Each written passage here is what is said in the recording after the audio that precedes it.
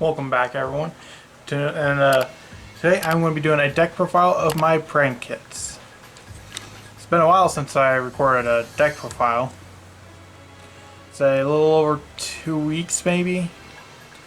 Let's get right into it.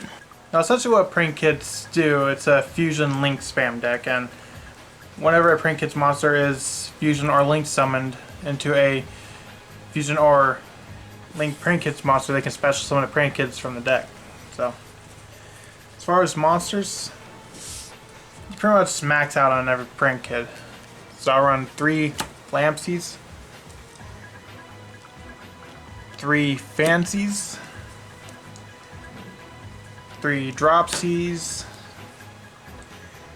and 3 Roxies. Now, all the prank kits have an additional effect that in order to special summon a prank kits monster from the deck, you gotta do something. For Lampsies, you inflict burn damage. Fancies, you send a prank kits cards from your deck to your grave. Dropsies, you gain 1,000 life points. And Roxies, banish 1 card from your hand, draw 1, and then special summon a prank kits monster from your deck. I also run 3 Ash Blossom and Joyous Spring, as well as 2 Droll and Lockwood. Next, I run 2 Lunalight Black Sheep. Another card you can run is King of Swamp, but I don't have that, so I run Black Sheep as a kind of substitute for that. Now on to spells. I run 3 Prank Kids Pandemonium. That's essentially your N-archetype poly, as well as I also run 3 Polymerization. I also run 2 Prank Kids Place. Essentially, add a prank kits monster when it's activated. It has some other effects, like when you summon a prank kits link or fusion monsters, you either like gain attack or your opponent loses attack, but you mainly want it for the search. I also run 1 fusion recycling plant. This is a card that can bump up. You can bump it up to 3 if you want, as well as 1 terraforming. I run 1 instant fusion. Sadly, can't run 3 anymore. Now next, I run 2 Pot of Desires and 1 Pot of Avarice for draw power. Now the main reason I don't run Pot of Avarice at 2 or 3 is because the deck kind of has like an N-archetype Pot of Avarice. Only you don't draw 2, but you can literally shuffle every prank kits card back into your deck. I also run 3 Called by the Grave. Don't want to get hand trapped. Monster Reborn, it extends. And last but not least, the traps. I only run 2, and that is 2 Prank Kids Plant. This was the N-archetype Pot of Avarice that I was talking about.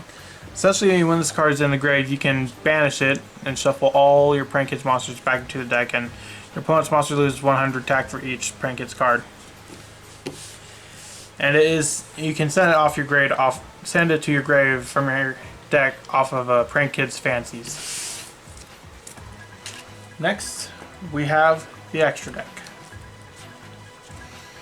The extra deck is primarily a pure extra deck, considering if you do use Pandemonium, it does lock you into prank kids monsters. So I run 2 prank kids Doodle-Doo, 2 Bow Wow Bark, and 2 Roaring Rooster. That's it for links. Essentially, Doodle-Doo, when it's link summoned, you can add a prank kids card from your deck to your hand, or add a prank kids spell and trap from your deck to your hand. And you contribute this card to target 2 prank kits cards with different names in your grave and add them to your hand. This essentially does Bow Wow Bark does the same as prank kits will do, but during your opponent's turn. And then you got Roaring Rooster, which you contribute this card to destroy all spells and traps your opponent controls. And if this card in your possession is sent to the graveyard by your opponent's card, you can target 1 card in your graveyard except a link monster added to your hand. Now to the fusions, which are for the most part kind of the exact same thing. I run 3 Prank Kids Rocket Ride, that's your favorite fusion of the deck. I run 2 Prank Kids Weather Washer, which is, I guess, essentially Same thing as Bow Wow Bark. And then I run 3 Prank Kids Battle Butler.